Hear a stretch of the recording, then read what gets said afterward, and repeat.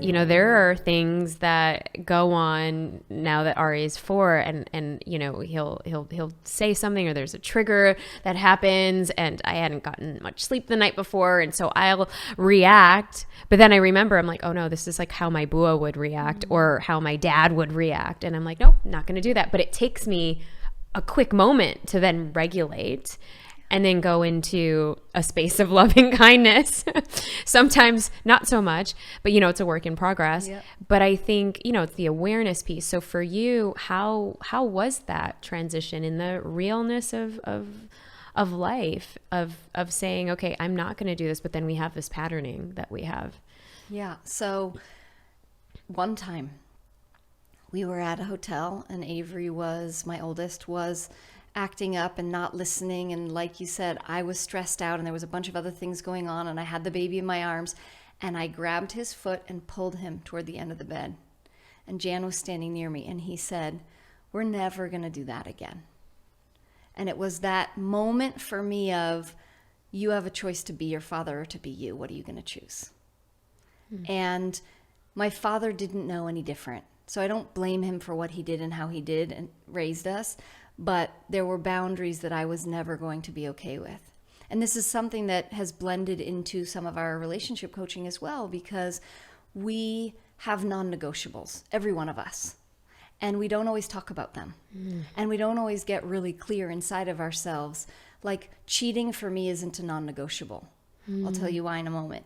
But It's not a non-negotiable. Nope. Okay. if that's something that comes forward and we were to need to discuss and we were to need to go through that, I'd be willing to go through that. I'm sure there's extremities of it that I wouldn't, but for intents and purposes, that's not a non-negotiable for me. But physical hurting someone, physical pain caused to someone, it's a one and done for me.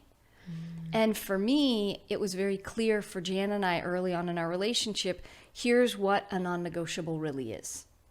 Because a lot of people will do threats. My whole childhood, my father threatened my mom. Oh, Well, wow. if this doesn't happen, then I'm leaving. If this doesn't happen, then I'm leaving. And guess what happened one day? One day my mom said, go ahead.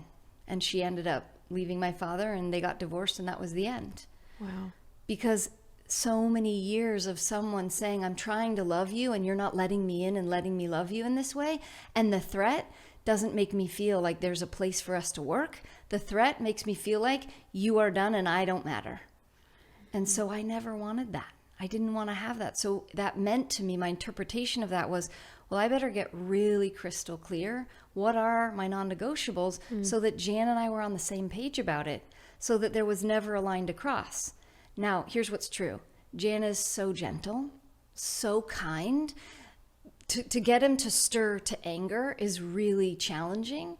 So I was pretty safe in having that as a non-negotiable. And I was also really clear, this is part of why I attracted a soul like that, because this is a non-negotiable for me.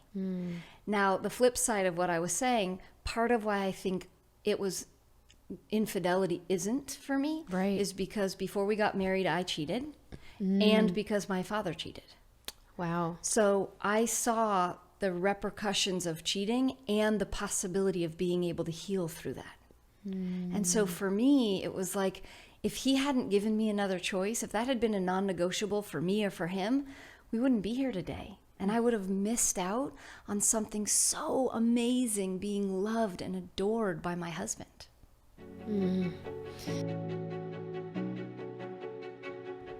See you next time at the Brave Table.